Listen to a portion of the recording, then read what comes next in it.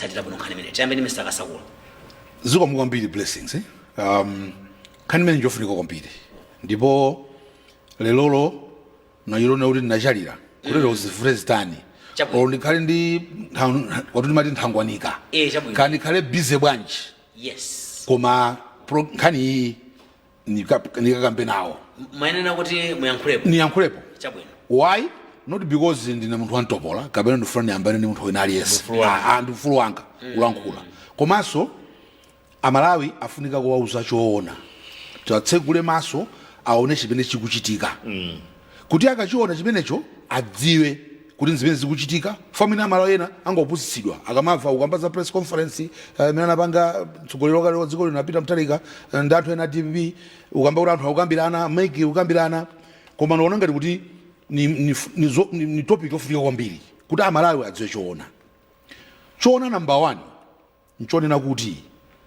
DPP ndi anthu awo amene amasapota kakula service anamiwa kakuli ndani cholinga chawo chenicheni nchofuna usokoneza chisankho and zimenezi sutayamba lero iyi throughout the process nchofuna usokoneza chisankho kuti chisankho chisayende bwino Amalawi tichite maphokoso tizimenyana in fact ultimately even kuti mwinati tichite nkhondo Amalawi tizikangana tiziphana tizitani.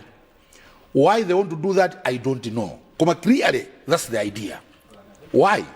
Because uyambira kale ADB plus zipani zina zimene zimasapota plus ma civil society ena amene amasapota akhala kulimbana ndi make popanda chifukwa without any reason. Ayayi chairman uyu kabambo wake ndani kachani family kachani zopanda ntchito make apangeriza. You remember they did a campaign where they were saying a justice Talimanja apange resign ukamafusa kuti why zosalveka zimene ukamba. Today they are pushing that same agenda and nkhani ndi systematic imene ndi it's a simple software yoti ameka agwiritse ntchito poti panga register kuti inu ndilumuka vote so they want to use that. Iwo akunamiza anthu ni mabodza nkunkhuliza kuti ife lufuna muzavote manyu. Of course we'll go to vote manyu. Of course they will count the votes manyu. Who told them kuti smart kunena kuti tikavota electronically kuti kapena zikapanga press somewhere with our fingers kacha? No, we'll go to vote the same way. You go to the polling, you will be given a ballot paper, ukalo mukabusi ukachonga same way. So what are they talking about when they say manyu? Counting the same thing. They will count per polling center and declare their winners and then send those results for national tally. Same thing that was happening. They will be there. As they have been told from here, right up in Anthony Mukumba, who was one of the commissioners. Yes. And he's advising them. The only way you can do then have my monitors. Have my monitors and pay them and then feed them during the night. Because if you don't feed them, they'll run away. So they should just be fundraising to say, if we have to look after our people. Give them food, give them drinks, give them chani, throughout the country. But to lie, it's absolutely not true. What they want, here's the thing. DPP knows it's going to lose the election. If the DPP knows that it's going to lose the election. Why? Because they have nothing to offer. They have nothing to offer. Malawians know they have nothing to offer. Number 1, Peter Mutharika is odd. So why would Malawians go for somebody who is odd to lead them? This is something that is making him angry. Yet it's true. I'm saying the truth. And just like he says, we are entitled to do politics, I'm also entitled to speak. I'm a Malawian. It's not because I'm DG of MPC, my rights hunger, no, I've got my full rights. So that's why I would answer. Because he knows the right of the matter that Malawians know there's no way they're going to bring back DPP to government. Why? Because Peter Mutharika is old. Why? Because Peter Mutharika is surrounded by crooks. So when he says just has into just people are saying, so you are saying just doesn't. You can't even know when the Malawi system started in this country. He's mentioning of 2003. Somebody who can't even recall things properly. Could you be different? People are questioning. And they know people are questioning those things. And they're saying, no. Moraro. Mavura Malawi, Jani, Amadro Manao, Debasi, Morogamenego, Arabasi Malawi, they are thinking about me. He's just cheating himself. But what I want to say is, I know you're looking at me, you want me to stop. What I want to say is this: Malawi, Tisapusidwe. There's no problem with Smartic. In fact, Smartic, so that make an angle to one day. They sat down, did the system. My commissioners took that decision. They knew the laws of procurement in this country. They followed all the laws of procurement. They even announced to the public newspaper, we want to give this tender to this one. Why did they not protest that day? And we even told you, make even 2 trips to check my systems. And it wasn't just my Inteliman who was going, the former chairperson of MEG and the commissioners. Amadenga Antu, through structures like Nekofu, through structures like Madibate, democracy, whatever, there's that structure. Amadenga, including DBB. We are part of and parcel of today. They should say it's because they know they are going to lose. They are looking for excuses. We won't have one country. Let's not listen to this old man in Mangochi. He's going to destroy this country because of his anger. The anger and he thinks because he's not entitled to leadership, to being president. Nobody is entitled to be the president of this country. It's Malawians that gives you the power. If Malawians took that power away from him in 2020, then he should accept it and move on. And then raise the tempo in this country. It is not correct. Because there's no problem. There's nothing wrong that Meg is doing. Absolutely. But here they are holding press conferences. So the best thing that we can do in Malawians, let's ignore this old man in Mangochi. We should just simply ignore him. Let him rant and talk and what, gather his people around, talk this, talk that. Let's just ignore him. Because if we take him seriously, we're going to damage this country. And all of us are going to lose. Kevin likes Miambi. Uga tamano usamaswe pale. You should know ulinda Zukulu, ulindiana, ulinda Papo, ulinda Shani. And now abilities organizing Gazidia. For Manoao, Alibino. So that's what I'm telling you, this old man in Mangochi. Montuaka, the one cool. You know what must go on to cheaper. Don't try to damage your legacy. Could he another footage? Oh, but in the end, we doesn't want to be no. Never see Mombezanga in his go panis every week, every day. Turning out to Wana or Gabida as a Kali Jos, do feed to me on to Black. It's not right. There is nothing wrong with Smartic. Ango for that one get Ziko. If Americans have Womenze, we are going to do the election come September 16. We know. I mean, at the Funan Hambiri, Namina Zakari president. Our they want to intimidate everybody. They want to intimidate make it Zopa, Tikapangaishi, Adimbi, as it legitimates a make. Yet they were part and parcel of the system. Where does that happen? They are shameless. Malawi, let's not listen to them. Don't see the That was a complete. Mr. Mvula. Eneo nkani onaiva nakandi kuimva. Maitata. Osade roka. Mwena miezi 3 nakandi kuimva nkani ukambida kwa mbili. Magenzo kuti mwena ifika kumapeto kuti mwena yes debating muziko kumafu sana kumafu this makandi voto and it's part of democracy kutanda muzika kanga mfuza but inembenda ona kuti nkani ya technology versus payamba nimanguta kuopa kunanga muntu. This is about technology kupita mu store zimayo unyamata patiru wakuwerengera wafikamo kupasa pyramids. It's just straightforward. Eh? So you're creating conspiracy theories, maboza. Make jamba imendesero makomishona.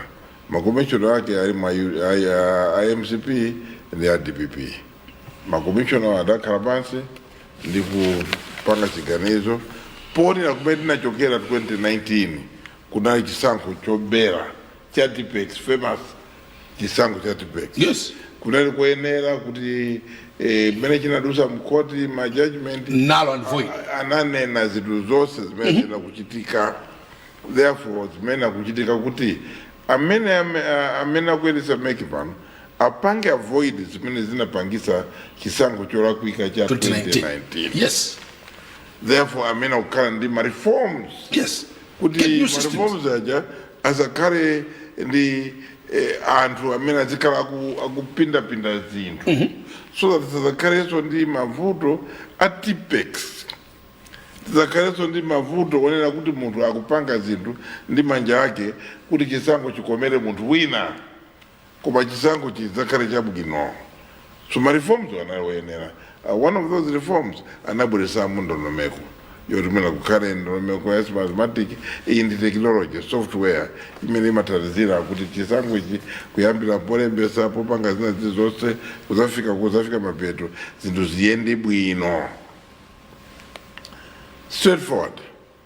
Nkani inayamba kuvuta atayamba kuchoza mayintali manja kukhala oyipa CEO kukhala oyipa chisango chonse chakati kuyendesedwa ndi ma chair person kuyambira kare tichimayendesedwa ndi ma chair person ndi chimayendesedwa ndi ma CEO mabwera ma CEO osiyana mene koma anthu awiriwa adaoneka kukhala woyipa makamaka kwa chipani cha DPP. Ine sindikudziwa. I don't even know where Mpesi comes from. Is it because it doesn't come from where the doesn't even speak, is not confrontational? He's very, very, very polite man. Yes. We used to my Mtari Manja, a very polite woman. Yes. She well spoken. Yes. Responds to questions. Doesn't lose it. Very calm. Very calm. Commissioner menabwera including mwendo wakasaira amene analipo kale amalankhula bwino well spoken. They are not confrontational.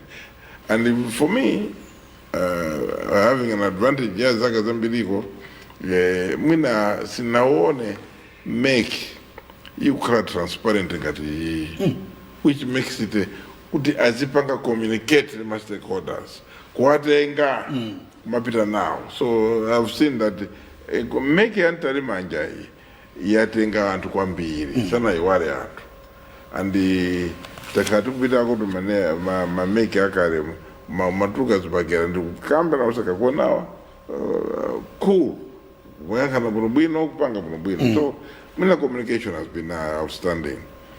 Chavuta ndi mathematics pamene yavuta mathematics palibe amene akudana ndi mathematics akunena chinthu choti pamene palipovuta ndi apa.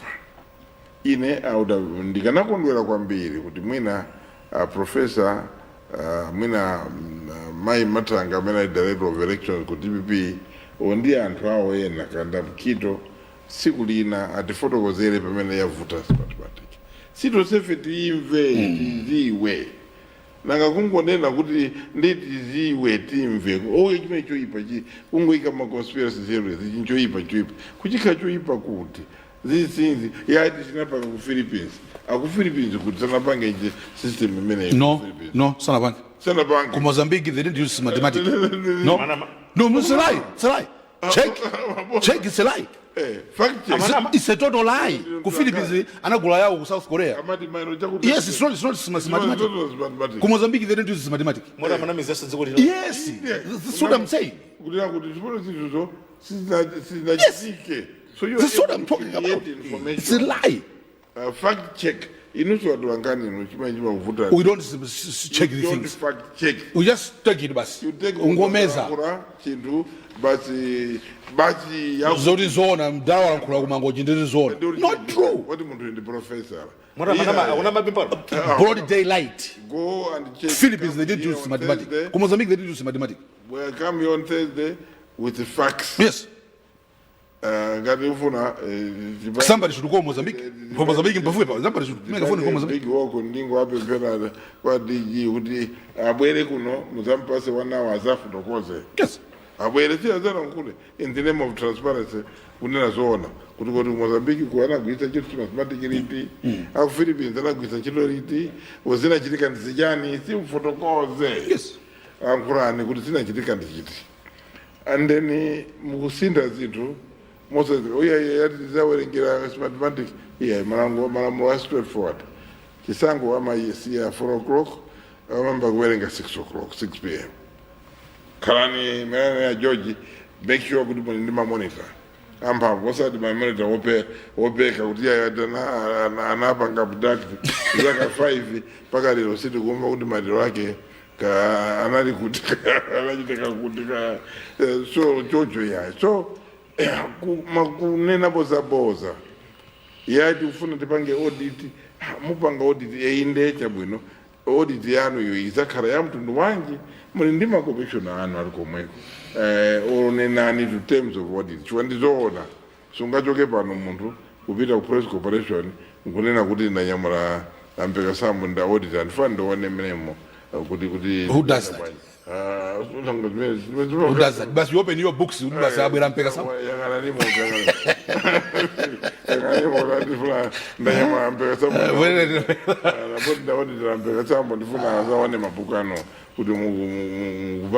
So zvini zvikanakarapo so ndau zambiri sina fude kunena mawu amene ndifanire ene next kuti ngati munthu sunakonzeke kandi mpira sumapanga training uzoti final iliko mawa Ukozoka chuka. Europa kandi maeso kandi Ugagwa masanko 0-0. ngati sunakonzeke 0 but umayamba kunena zambiri abino makandi pusuja sazi opposite. umakandi ufiti mentality ampeka sambo anapita kwasinga kunchisi awamene ademene kafuna Ningoona chidima. Sinoona ipepa la sinuliona.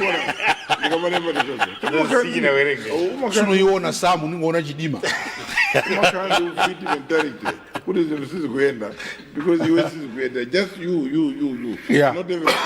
So ngati sunakonzeke zimakhandi mavuto ambiri kusakonzeka nako mundare chisango cha 2019 chinakhapo so 2020 anthu ena adaluza tinene mongo amene ali mboma a professor adaluza chisango paka lero sanavomere kuti adaluza chisango koma analuza chikwanapita nawo anapanga nawo chisango How he was overthrown. He's using words that are dangerous. How do I overthrown? That is the ofiti mentality as well. To think that Mundugina so Dangerous words. That is using. This old man. Anapanga kafukufuku wao research postmortem yao chairman wake ukala Msaka adapanga kafukufuku wao After Chisango?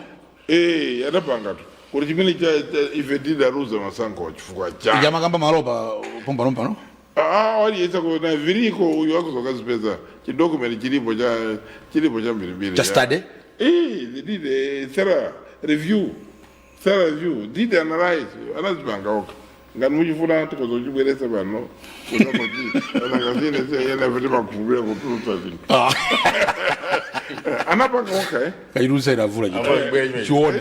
chibwere zawerengeso pamene ada maliza tawo big document anachita chairman wache anali Amsaka a bright Msaka adaganiza president ja yeah, he was mandated by the NGC could have He was the chairman of the study. yes ansaka komwe amada aganiza president ndimene anapanga tumene anapanga chi document nalipo bene bananena zifukwa zimene daruzira chisankho, apart from the fact that anachirapo one of the point in leadership, anachirapo nkhani ya corruption, anachirapo nkhani ya violence, ntuzu zambiri mbiri zinthu zake, kusankha mitundu, ethnicity, chan work out their own, not kuti mwina kuti anatenga mvula poka seja kuti akachitire mkanati mwina anapanga zaboza koma anachira work the commission they once started and came up with a koma of all those things anachira up and the first thing zinajilika njoti abwana achikulira kumangocho anapanga dispute not dispute the study si ine amena kuruzisani yayi he now chose to pick his own narrative. Ndikuchura document chifukwa ndifuna kuti akakumbukire kuti zinthu zinalipo as they went through it. And I'm also trying to pera mpongo nkanya uko yosakonzeka because kukonzeka meant kuti mwazi wa mavuto ano so because mwazi wa mavuto ano you correct them kukonzekera kupita chisankho china. But what has happened? They have maintained the same leadership and then anani na mahuso bano kuti this is proven leadership. Report ya natural zayo kwa bana kunena kuti this is proven. He wants to dupe Malawians with his proven leadership. Ndebeze bana zibeti ba zamani na zija kuti anthu ena kuzungulira ndo ndamena kuruzisani omwe aja pano anthu omwe aja akuomba futi muguru chito imene magwira chito a polisi ndi anthu ena pano makhani mandate anthu omwe aja tuchitika zinthu zambirimbiri so ngasula konzeka chisankho chikamayandikira umakhani zolankhula zambirimbiri umarubaruba kwambiri because you now know kuti nthawi yakwana so all I can tell the professor is bwana tulukani kumphangako pitani background mwana wanu kabambe akuthamangatu nzanu chakwera everyday akukumana ndi akupanga interface ndi anthu kandidani Joyce Banda nonso akuthamanga nanonso tulukani chikwa kampeni supangira kunyumba supangira kunyumba sumapanga kuti waitanisa TV walipira TV kampeni timapita ukazigulisa kwanu umanena fundo zimene uli kampeni ya mnyumba umwakofi zimene anthu chifukwa chana kukhululukira. It is not enough to simply say yeah basi uyu ndoipa mavuto ose achitika muno ndachakwera and then you think people will buy that kukhala nkhani kungoipitsa nkhani imene siyabwino so ine ningonena kuti kana simathematic palibe nkhani tathokoza kwambiri Mvula zikomo kwambiri tamva Mvula raba sankhaya mbiri ko basi koma tufuna niyo usachita kukhala umene ankula Mvula futhi ninkhale zoti kambiraneso ndifuna upasa limpata muyankhula zotani mwamene ankula kasakula mene ankula Mvula nkhani yokuza mathematic election system imene ameke afuna kusanshira kutsogoloko pa chisankho pamene ena utiyayi zimene zoyayi ine mukuti bwanje mundilole ndisanambe kuwenkhani ndimufuna ndikambe zinthu chinthu chimodzi chabwino mdziko muno aliyense ali ndi ufulu olankhula pa zimene zikuchitika mdziko muno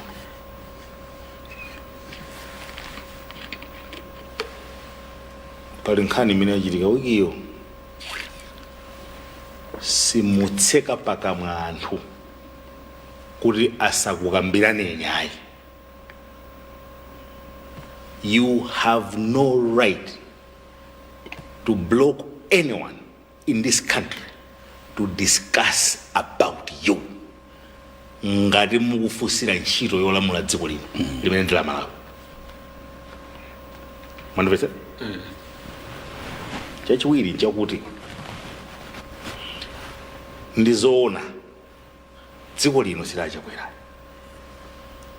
ndizoona dziko lino silachimwendoyi nzoona, koma chilungamo chake sichokhacho, palinso chilungamo china chakuti apita munthalika dziko lino silanu, apita munthalika dziko linolo profesa apita munthalika silanu ayi, komanso dziko lino silachisale zimene zonse zoona. Zilungamo tizikamba mbali zonse.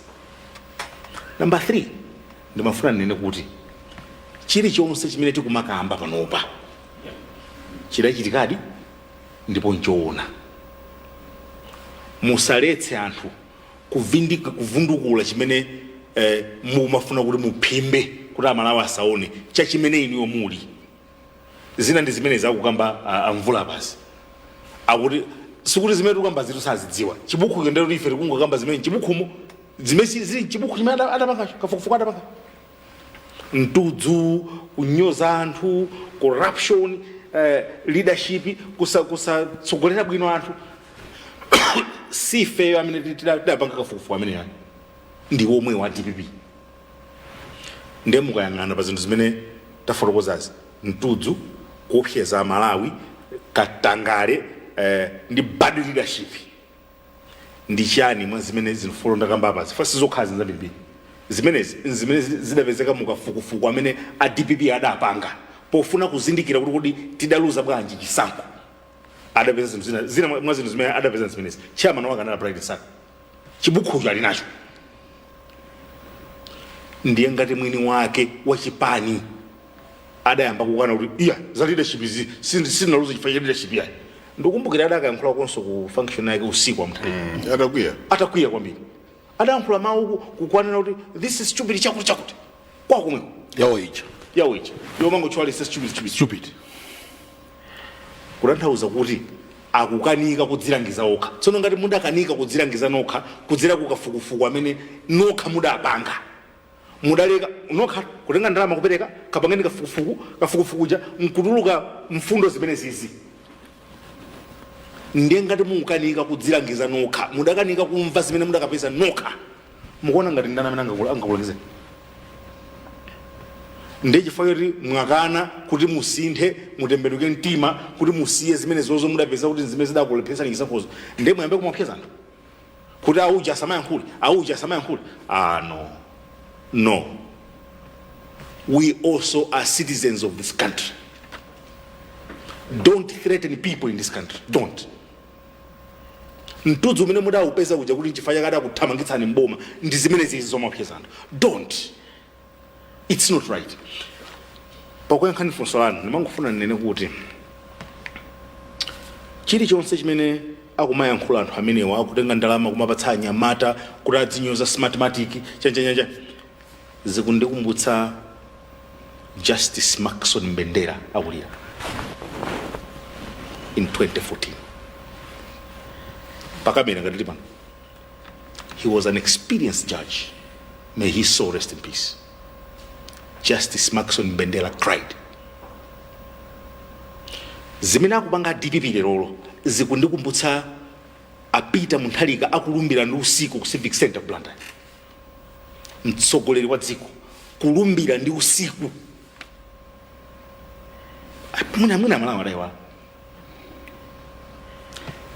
akamaopseza sakufuna kuti tidziyankhula zimene sisi tisakumbutsa Malawi zimene sisi. Peter Munthalika, former president of this country, analumbirako usiku mpando umene uja ndi waulemu wake simungapange chikhadza mpaka na mdima kumakaunikirana mdima masukolo kumalumbiritsana usiku. Why? Ndiye kuti kalipo kamene ankathawa nthawi imeneyi ulendo uso. And you know the funny thing is kuti arapanga zazija ankaona ngati kuti Dr. Chakwera apita ku court ukatati achakwera no rasi nipita ku court. Prove yourself. Analamulira kuti Munthalika mpaka na zaka 5 kuti Chakwera never did anything.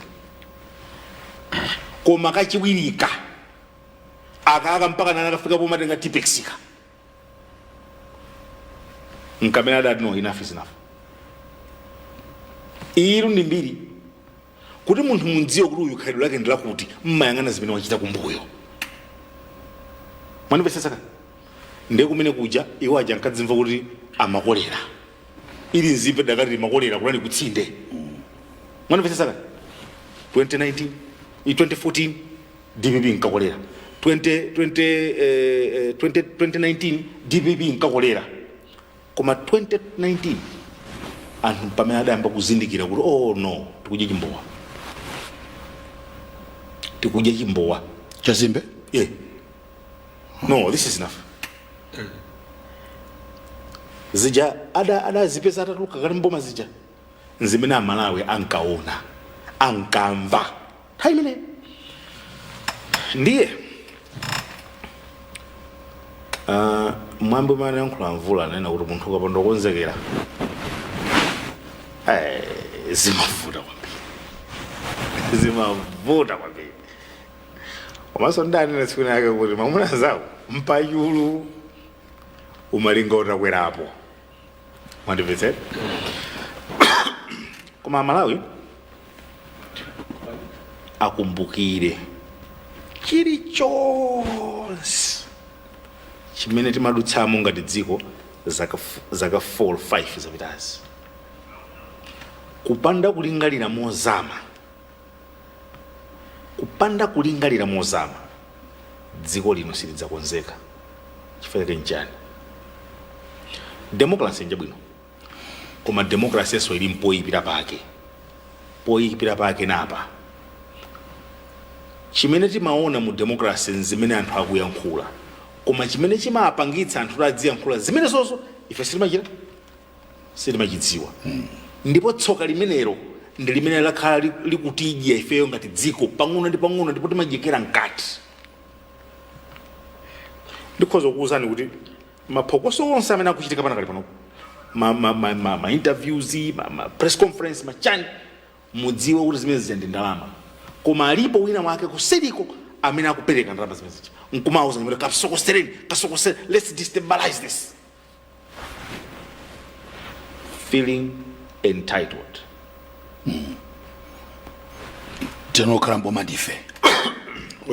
Wina aliyense sanga wine chisankho kumalawi kuno kumapita mkhaliko. Sizona. Ndeni mafuna zokamba zangazi nimalize nkuti.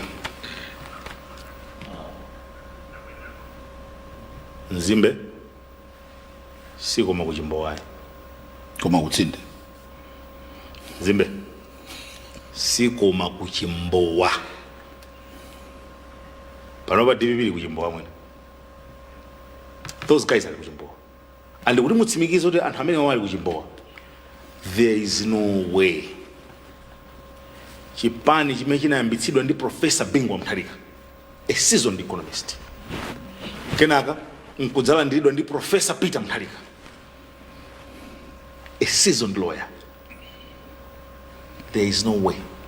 Chipani choyambitsidwa ndi maprofesa lerolo chingasanduka kuti chipani chija chikutsogozedwa ndi Anomaly Chisale, chikutsogozedwa ndi Agangala. Sizoona. There is something wrong. China chake chachitika, china chake chikuchitika ifense kuchidziwa kuti magulu ake na Bright Sakaja, seasoned lawyers, they are in the back seat. Akumangoyang'ana sakuyankhula. Achina Ben Pili sakuyankhula. Aliyense opera conscious wake. Malawi aliyense izizi muyang'ane muona. Ndiye nkuthekanso kuti anthu a DPP sakudziwa kuti zimene zikuchitikira. Ndeni mufuna ndikuze zikuchitikazi izizi ndi kuchimbowa.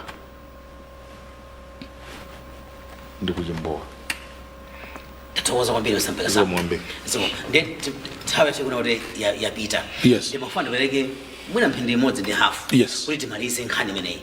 Mumaliza manje Mr. Kasakula. Ineyo kumaliza kwa nkosa vuta. Ndingofuna ndichite conclude ndimange fundo. Chabwino. Choli chifukwa chimene a DPP akukambira zonsezi sifuna amakonda Malawi. Ayi. Koma kuti a DPP kumbuyoku amabera zisankho. So because panopa akuona kuti there is no chance in hell for them kuti akabere chisankho. Anagwira 2019 makhoti wose, Constitutional Court, High Court as Constitutional Court. 3 judges. Is it 3 or 5? Yes. 5 judges. Yes. Said chisankho chidaberedwa. Machita TPX mapanga chani chidaberedwa null and void. Anapita ku Supreme Court. Same thing. Their elders said the same thing. Ndino akubai. Amaba chisankho anafika po zolowera kufika somo chilo kwacha ni TPX. And they were caught. So Rafort dagwana. So today they know kuti alibe chance yo bera.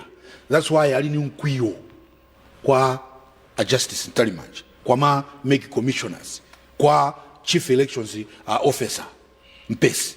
It's ni mkwiyo wake ochokera kuti apapa zativuta sitingabe koma ndifuna ni maliza chonchi ndiwalangiza chonchi cha DPP anzanu mene anali ku opposition they fought it out with dignity sana chitezo zofuna kuti aononge dziko amazoti tili ndi ana yes amalawi anatikana 1994 they rejected us 8 o'clock kamuzo kalankhula kale pa wireless 8 o'clock I was a student I know what I'm talking about zandivuta Bagiri Muluzi akuwina vomerezana Malawi they left with dignity anapeza matsoga amabera chisankho chani zovuta zambiri 26 years they lived with dignity they never lost their dignity amazola Malawi titani akuti Malawi alankhula era amabera iwona amene akanathowa mlankhula zinthu ngati zimene zoma flow sokoneza dziko if they wanted to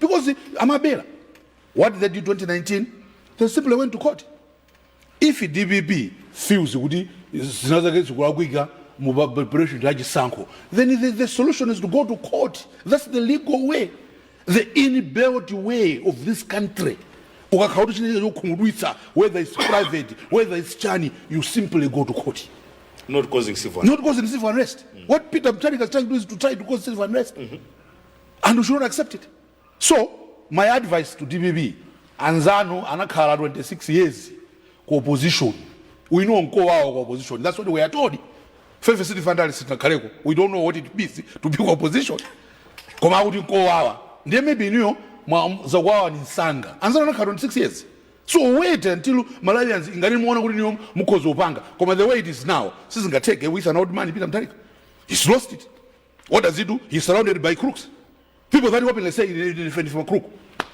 they can't even have a certificate my certificate ali mukoti umakabirana those are people that have surrounded Mutharika Kevin is saying amsaka ndani amwanamveka wose ali ku background akumakusonso kwawo because they won't go back to parliament. He thinks Malawians can say, Peter Mutharika Ransoni, basi, can you start changing things in this country? Can you start changing things? Can you Gangata change things in this country? How on what basis? Can you Mukito change things? On what basis? Who can't even, I repeat, can't even recall things properly. Yona, Ishani, Noah, Yona, 2003, it's number democracy in this country 2003. Munhona Woody is worth his sword. Angaka publicly. Does it mean it's really in proper gears? It means there's nothing wrong. So if I'm alive, if we need evidence, could it be Mutharika? The old man is surrounded by incompetent people. There's no way they can change anything for us. We're just wasting our time. There isn't. That's the reason why people is angry. It's because Amabera is Sanko. They know Sangabere. Because Sangabere, they know they can't win. Hence the anger. Number two, asapangecho choyai. As our 6 years, they lived with dignity. You and the honor. Apangeshi mosmos. At the end of the day, it's Malawians that can settle this contest. So they should just do it on 16 September. And whatever Malawians are going to say, and I think you Malawians will have no reason to take them back because of what we're explaining. So they will still maintain each other. They should accept it and move on. Maybe change, get rid of Mutharika, bring someone, Ichani, then that someone will see what is going to offer. But at the moment, I and Malawi, this is for many minutes. We only have one Malawi for our children. We only have one Malawi. Let's not accept. There's no reason why should accept it. If they think they have a case, let them go to court. And if they'll go to Smatic, those people will go to give evidence, they'll make a ruling. Temperature,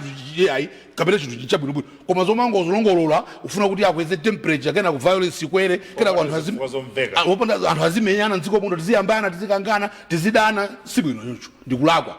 what we can do as the Malawians is to reject it.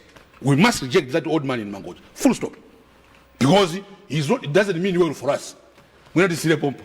Hey, we're not 2 minutes, right? In that 1.5. Amvula is 1.5, eh? Amvula was 1.5 also. When I remember Bembe, Jonah Wooding, Chisango is a Masiko Chepa complete. Yes. Go and so now it was safe as a nation, particularly the Pandas schools, Menes, Narimon Bomangata DBP. must be looking forward chisankho chabwino. Peaceful election. Yes. Because the peaceful election tizavomerezedwa ndi wina aliyense. Andikakha kuti tindi zimene ife tiri kuona ngati sizili bwino, let us come and justify zimene sizili bwino. Tisangokonda kuti kunena kuti kukhala ndi mtuzu kuti basi if you don't succeed then nobody should succeed. As if you were born with that right, you were meant to rule. The only people that can rule this country and DPP. No. Anybody can rule. Anybody. And it cannot be because we end up with the president. No. That's not the issue. So, Tima Meneway, Tima Chonjo Sibuino, Comaso, Tiziwe kuti chisango ichi chinayi chachibwereza cha 2020 because chisango chinaberedwa songa chinaberedwa under DPP kukandi ma reforms amvula adabayondanisa DPP alibodona anabanda DPP mukodzwe yeah ngana nabira mena tandizana muda veka judgment bisanda kota zina nene ndina akota jada ndana na anafukura anaina unda DPP nda DPP oh yeah so pamene kuti kuena kukani ma reforms it's mathematics in the technology riku basi technology kukandi tizasopano tisaope technology the day vuto libakala nawo mukati sunga tokana kula ku the best limazo makombi zinjas robots dinosaurs amene mkusone ziko timaopa technology manda technology yayi uzinjas robots kandi tigasiye bachi ineyo mawanga wena kuti kulankola semana nkule zinthu osakhala bwino in the name of kuti muna tiwine chisankho namvaso nzana mumenya wina akeso ka wasiyeso akuti kuti boma limeneli akanateka ajane atapaki zikuchokera kutiso so how can you do that dziko lili malamulo mukosula dziko lingateke kuti apake masankha problem is we listen to such people, we give them a platform to talk other nonsense. What is news with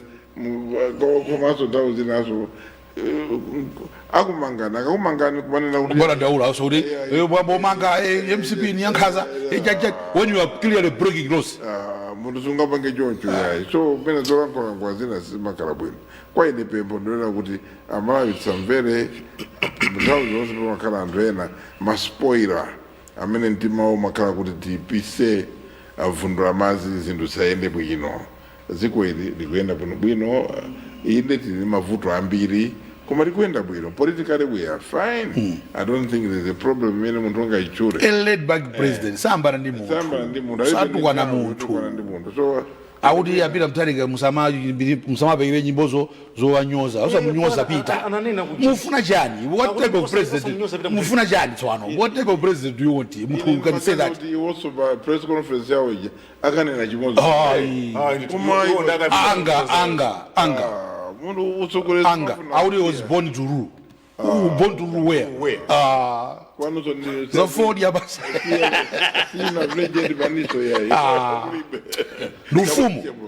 Lufumu kuri wala jilo kuposa kwa magazari rao Mwamaliza mfula hapa jisa Amfula wanakuta I think I've been taken over Naka iwa wabi saoka Feru tama vembe Mwamaliza Chabuni, Mr. Mpeka Sambo, mwamaliza banchi Ankani mene Okay, nimafana nimalize kuti ine ndidayesera kudzirangiza ine ndidayesera kudzirangiza sindikudziwa ngati anthu ena amayesera kudzirangiza koma ndidayesera kudzirangiza ndipo zitsanzo zake ndimazidziwa kawiri munthu ukafuna ukayesera kudzirangiza wekha ndizochepa zimene umavumeleza nchifukwa yake pachichewa pali mawu amati sava zanzake adapita ndi wogopa mkulu sava zanzake adapita ndi ogo pagulu Kaba ni wogo pagulu ina ogo nchinthu zalivuta basi nchinthu chomvetsa chisoni zalivuta wananga ogo icho chapita ogo mudakamva simudakachita manyazi simaija yagwa pa mchenga ogo ndapindikira mawena pamene popo kuti sitingankhule pa television chabwino nchifakenda ogo koma ndikutanthauza chani ndikutanthauza kuti amalawi akuyenera kudziwa kuti chibuku chimene tikuchinana chicha DPP inkafuna ipeze chifukwa chimene idaluzira chisankho ndipo zifukwa zake adazitani adazipeza kafukufuku ameneyo adapanga mwaka chete which was good for them. It was an internal matter ndi zinali za nyumba mwawo koma muzimene adapezazo palibe chimene adavomereza iwo omwe a DPP kuti zitisinthe kutukwana sanasiye kuopseza sanasiye kunyoza ena sanasiye za corruption izi this time around ulendo uno kungoti corruption yake aisintha corruption imene akupanga DPP is to erode character in the minds of Malawians. Ndikamati eroding character ndi chani ndi chipongwe choopsa chimene munthu angapange mtundu wake. Eroding character ndiye kuti mukuchotsa umunthu wonse mwa Malawi pa zifukwa zosamveka zimene zimamanga dziko ndi umunthu. Inuyo mukuchotsa umunthu umene uja ndikuyikapo mkwiyo ncholinga choti amalawi asamaonekena kali konse kabwino asamakhale ndi chiyembekezo china chilichonse pa chilichonsecho nkumaganiza kuti ndinu nokha amene mungakwanitse kupereka zimene zonse mwa Malawi sizoona. Ndiye izizizi mukapitiriza nthawi ndi imene idzakusintheni. Time can change people. If you do not want to change your ways, like you have demonstrated this time, you did your own research, zifukwa munazipeza, and you did not want to adhere to that, and change those things to rebrand yourself, time will rebrand you. Unfortunately, it may be too late. Nthawi imasintha anthu. Nthawi komanso pomalizira mukamayankhula kwa anthu m'misonkhano, mukamayankhula kwa anthu ma press conference, mukamayankhula kwa anthu kwina kulikonse kumene mayenda kayanda anyamatano amene akupanga ma press conference kumatani ena amene mukagwisa ntchito ngati ma CSOs, mudzidziwa kuti ngati zimene zikutuluka pakamwa panu lero ndi zinthu zimene zili kunsana kwanu zimene mudapanga nthawi imene munali mulamuliro sizikugwirizana, uthenga umene usuyenda supita. Chifukwa mumati mukamayankhula amalawa kuti ndi awawa amunthalika akanena kuti mdziko muno kupangidwa nkhanza, amunthalika achisale akadandaule kuti akuti ife akutipanga nkhanza boma ili ndiloyipa achisale. Anthu a DPP angayankhule mawu kuti mukupanga nkhanza mukupanga anthu nkhanza muno nkhanza ndi amati akayankhula mawu ameneyo kunsana kwako mchikomo mwawo anthu amati akapisa amazipeza nkhanza zija amazipezapo kuti that's the tragedy. And izizi nukambaza nthawi zote zone. You can't talk about corruption and DPP kumakankhani corruption. Ndi anthu amati akapita mchikomo chimene mulakumbuyo anthu DPP TPN umakaipesa corruption ndi anthu akumati ano sino ino yapo mabaga cement. That's the tragedy. That's the tragedy. This frustration, that's the genesis. Kukuya kumene akukuya anthu DPP mwina sakudziwa akukuya ndi zimene zozo koma you not shut us up because ndizizi zimene zithandiza anthu ena akumadera akumidzi kuzindikira choonadi.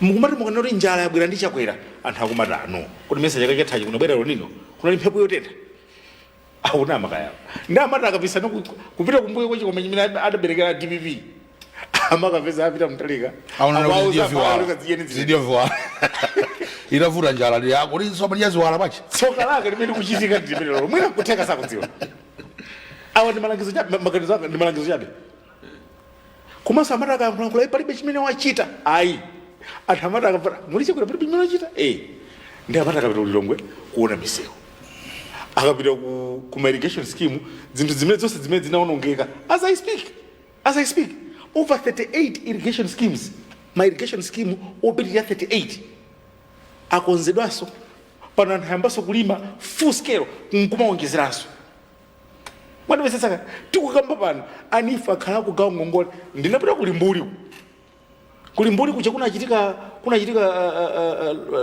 kunaphulika napolo kuja yes anthu kutenga over 100 million gulani 100 million kwacha kuti alime katatu kuti alime ulimi othirira kulimbuli kumulanje kuseri kwaphiri kuja ndi amati akaona zimene zozo apanoti ino mukuti palibe chimene akuchita uyo achakutira pali chimene apanga akapita kukasungu akuona nsewu uja kumangidwa nkhani yaikulu ndiyakuti ndimalize kudziwa vuto limene linalo ndi chinthu china komanso ndi moyo wako kwambiri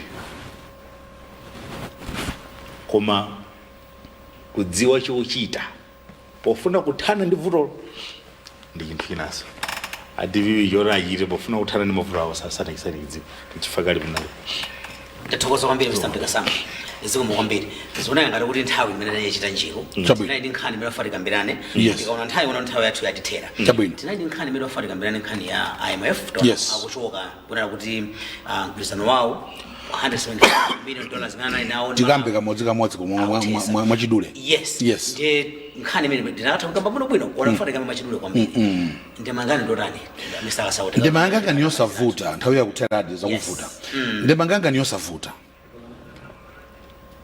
IMF ndi bungwe International Monetary Fund thandiza maiko kuti monetary system ya dziko lapansi ikhale bwinobwino ma Europeans ma Americans 1945 nkhondo yatha they established two bodies ina ya construction World Bank nkhondo Hitler wavuta ku Europe phwanya Europe ija iphwanya Europe ija tipanga construct bwanji mwachangu Marshall Plan ikuti chani tiyambitse mabungwe awiri bungwe loyamba World Bank lithandize construction tigere limodzi makobiri anthu azikongola tipange construction bungwe lachiwiri monetary system in the world IMF ibwere so IMF umafunika mukhale nawo mgwirizano wabwino kuti zanu zikuyendereni wakanena kuti awatitira program ndiye kuti ena onse madonors amatha ubwera umakuthandizani fonda kuti ali confidence IMF yavomera kuti azipangana azimenezo for the past 4 years this what has happened that CGN yapaka expire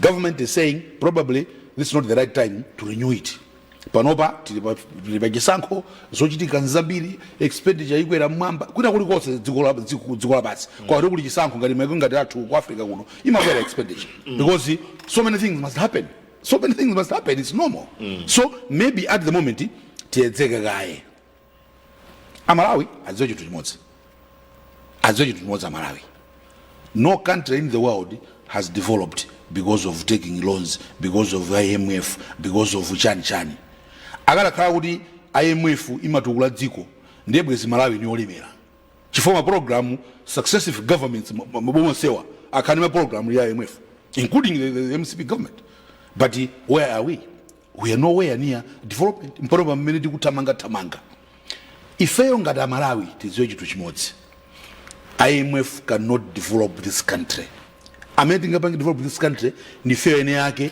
homegrown solutions it's high time we take a hard look at this IMF at this what it's high time we take a hard look and say what zimene zilutitaniza answer lanja kuti sitikuthandizidwa how can we help ourselves developing ourselves this government has a blueprint a clear blueprint ndipo panopa aliyese yakhoza uyifotokoza kuti ifeyo ndi agriculture chinanchani pacha tourism mining manufacturing koseku zinthu zikuchitika kwa agriculture zinthu zikuchitika Kevin has explained ku mining tourism zinthu zikuchitika ku mining probably that's where we should put our hope, because tikuona tsogolo kuti dziko lino pasipa suti chauta sanatidalitse ilipo perepa ma minerals alipo amene dziko likuwafuna if it kwa president ukasiya kuti tutayo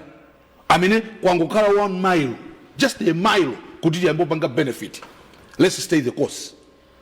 I know probably after the election government will go back to IMF and they'll start negotiating the facility and it will come back. But if ngati Malawi, let's not put our focus on IMF. Let's put our focus on ourselves, developing ourselves. One day, kumale kunoko kazabwera vindalama va mining, agriculture yaenda bwino, tourism yaenda bwino.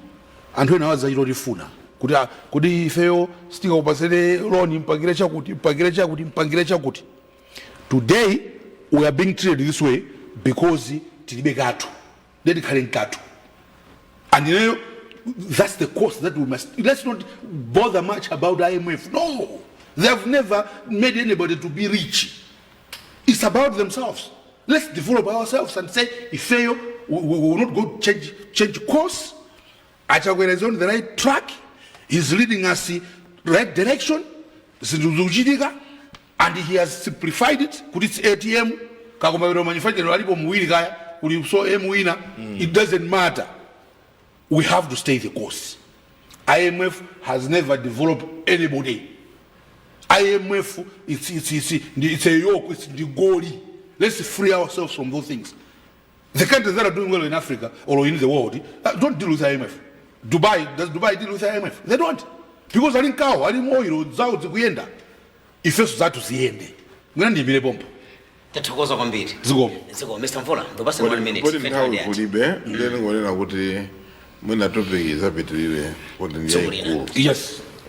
Kwina kujoji walankula kale history ya IMF kuzafika penda chita ine ningo pera mpongo kunena kuti kwa ine the only negative part ndionena kuti si IMF makangati nkoswe so ndo kuti mukachosapo nkoswe ndo kuti ena amakhalibe confidence koma palibe dziko limene linatukuka ndi maloni ya IMF chifukwa maloni aja amabwera ndi maconditionality ife takhalako mwina tinalipo one party zitukuko zimene zinabwera pa one party zinabwera sikuti zambiri zinabwera ndi IMF ya chifukwa IMF inayamba nthawi ya one party towards the end ma 89 maiti chakuti and chifukwa cha IMF magenzi onse tinapanga ife as a nation anapita kumazi chifukwa kuti zinapezeka kuti makampani onse timachulaja IMF inabwera inatipasa maconditionalities kuti mukafuna kubwereka ndalama kwa ife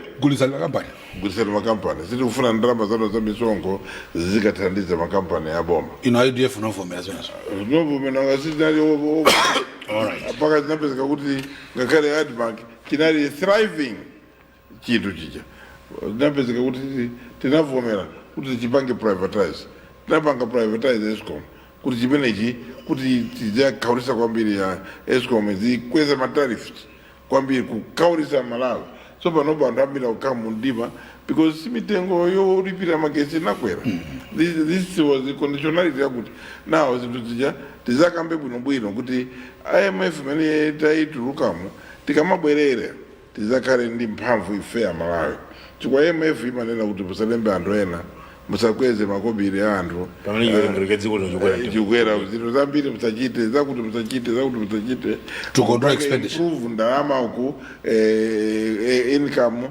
kuti mukamapanga ukuzigwirizana ngasimita bwino zizikhala zovuta nthawi zina ndezi zakhale pansi chifukwa zambiri zimene zinazichite Malawi mino is because of some conditionalities muli ndi ma minerals anu musatenge inuyo musapange process abwere anthu ena ino muzingotenga kuti royalties zimene zisathandiza so yes ndi chinthu choti mwina tizakambe bwino tsiku lina koma ndi blessing in disguise tena kuti ife ngati ya Malawi tikhale ndi ndondomeko zopita mtsogolo pa ife tokha. Tatokoza kwambiri Mr. Mfola. Mr. Mpelasambo tupasa 1 minute nthawi yatha. Ngati pali chinthu chimodzi chachikulu chimene chinapangitsa kuti kuchoka 1994 ka 1989 mmene dollar imathamangitsana ndi kwacha chimene chinapangitsa kuti dola ija kuchokera pamene popo idzafika panopo kuti tumali 2000 chakuti ndi pa policies amene kapena malangizo amene akhala kubwera ndi anthu amene aja china ndichi afotokoza mvulachi chokuti gulitsani makampani pamene makampani aja kumene kuja kunali mashares a dziko lino mashares a Malawi ndipo amataka panga profit kandi kwa admark ndokumbukira nawerenga pena pake kuti ndege yoyamba ya dziko muno idagula ndi bungwe ya admark litapanga profit yopi mwina Malawi sadziwa zimene manivetsetse ndinakambaponso wano nkhani imeneyi ndikuyankhula za bambo Atupele Muluzi onapo Atupele Muluzi akukamba kuti anthu akuvutika mdziko muno chani koma chifukwa kuti sanasankhe kunena chilungamo ine ndafuna kuti ndinenepo chilungamocho nthawi imeneyo ndinkanena kuti mukafunse madala famuoneka kuti niyo zimwe mwayankhula simukudziwa ndedzana nadzachita nunjengunje ntaona kuti mmene Dr. Bakili Muluzi akalumbira Atupele ali pambalipo ndetipanepo kuti tsonote kuti sukudziwa bwanji nanga that means kuti you were close to your father mwana ali pambali aulumbira koma lero abakamba zoti sakudziwa kuti you understand ndiye kuti amatani samaona zoti bambaka machita you understand what I'm saying so nthawi yathainde komano nkofunika kwambiri chachiwiri ndimafuna nali ndi uthenga oti ndipemphe magulu ofalitsa nkhani mdziko muno tili ndi udindo we have an allegiance to this country ndipo that allegiance should compel us to tell Malawians the truth tiyeni tidzipereka direction yoyenera kapena tanthauzo loyenera pa zimene zikuchitika mdziko munomo mwachitsanzo boma lapanga chiganizo kunena kuti makosana tiyambakaye tapanga break anthu acherusura achiro nyamuka mapita anatumiza nthumwi kuti akakambirane nawo makosana tikuona ngati apatafika apa tiyambakaye makaye ifeyo tithaneka ndi zachisankhozi by the way mene Amalawi sakudziwa chisankho chikuchitikachi ichichi likulipira chilichonse ndi boma la dziko la Malawi chisankho ichichi zisankho zapitazi ayena maikapo ndalama ayena matani koma ichichi chilichonse boma la dziko la Malawi lapanga lokha ndalama zonse kuika lokha chisankho ichichi ndiye mwina nkutheka kuti boma panga chiganizo chimene chamanda tsono ngati takwanitsa kuti panga izizi tingopanga concentrate zizende bwinobwino zakaenda bwinobwino tibwera tidzatani tuzakabera naso koma mulilole apapa tiyambakaira imitsakaye tithamangakaye kumudzi tikalongosole zimene tikuchita tili ndi chisankho komanso mwina ndondomeko zina zimene anayankhula president kunzuzu ku graduation akunena kuti ineyo naona kuti nthawi imene mwina yoti ndikuyenera kulemba anthu ntchito ambiri kuti tidzikhanga kuti anthu akupeza zithandizo kuchokera ku zovuta zimene khali kumanazo kumbuyoko ena akuti ndisalembe anthu ntchito ndikuti zitivuta ndene mona ngati mwina ndithamangakaye pang'ono titere kuti tikamaliza chisankho patsogolopo mwina ndikhoza tibweranso kuti tione kuti tipanga bwanji mwandimvetse koma nkhani imene sinafotokozedwe ngati mmene mwachilungamo ngati mmene yendera inafotokozedwa ngati kuti dziko lino mulibenso chabwino chilichonse basa imwe fanya mukapita anyanyala kufuna kuti afanane ndi muja adanyamukira mu nthawi yawo faye mufanane kuti izi ndalama zatitumbusira chidzachi mwandimvetse koma mukangana mbali naye umuona kuti ngakhale awo apita amatipatsa ngongole tasiyana nawo tapangana nawo bye mwachilungamo amatipatsa ngongole koma mbali naye muona kuti boma lapanganso chinthu chofunika kwambiri chimene si ngongole koma ndi grant $350 million kumanga mpatamanga hydropower station energy mwanimvetsesa kani nkhani imene iyi sina chuluke atulankhana kumalawi kuno sana ikambe ngati nkhani yopatsa chimwemwe ayi kuti yopatsa chiyembekezo ayi malimbikira IMF kulimbikira izi mwanimvetsa kani chifukwa zimenezi ndi zimene zitachize umoyo wathu ifeyo ngati dziko umoyo wathu ifeyo ngati chuma cha dziko lino kuyika magetsi okwanira ndi cholinga chakuti mafactory aja tikuafunaja akabwereranso mdziko muno adzapeze magetsiwo okwanira ngati pali chinthu chimodzi chimene chimabweza anthu mbuyo amene timati ma investors kuti abwere kumalawi kuno kwa adzaike ndi kachulukidwe ka magetsi. Tili ndi magetsi ochepa kumalawi kuno. Zija ndinkanena kuti tikuyenera kumanganso nsanamira za chuma cha dziko lino. Imodzi mwa iyo ndi kukhala ndi magetsi okwanira mdziko. Zimenezo nzimene akupanga focus chabwera. Manifest samene? Yes. Koma zimenezo zwayi. Sikuti sakudziwa kuti izi zinthu zofunika. Mwina nkuteka sakudziwa. Koma these are the things that we must invest in. Teach Malawians. Tell Malawians the truth. This is a grant. Single ngore ngati zimene timakhala kuti ngati izonse. It's a grant. Ndalama yonso ikukaikidwa poyenererapo. Ena ajamarika bwera ndamaka kumana kuse kuti apa singongesa 50 singongesa $100 million zinazo yebwe tibayambira kuma izizi kuisaka. It's not like that. All that money ikukaikidwa pamene popo. Mmoja wakhaza matrakira nimezidaende. Ndakatenga ngongole basi wogula matrakira kumadzagawana ku India. Lero boma likubweza ndalama zimezi. Ndi fair Malawi tikubweza. Tidakatenga ngongole osagwirisa ntchito imene dakatengera. That has been limene londera khali vuto la athu Malawi. Lero pakatengedwa ngongole kayobwera grant ikukaikidwa ndi pamene popo kudzala tentikera pa hydropower station tizipanga magetsi ochuluka mafactory ajati kamaitana akamabwera manufacturing yako inana chochiti idzapeze kuno kuti ndi magetsi kale ochipa.